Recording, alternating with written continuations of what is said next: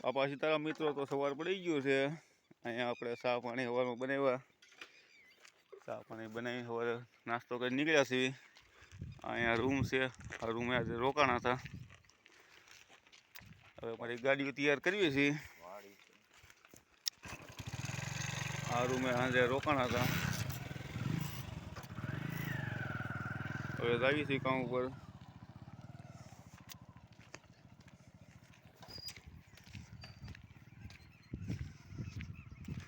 અહીંયા સરસ મજાનું તળાવ ભરેલું છે.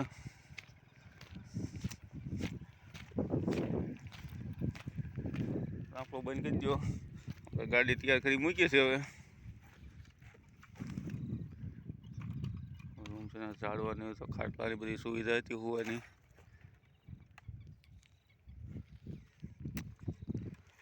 વાડીની બહાર તળાવ ભરેલું છે.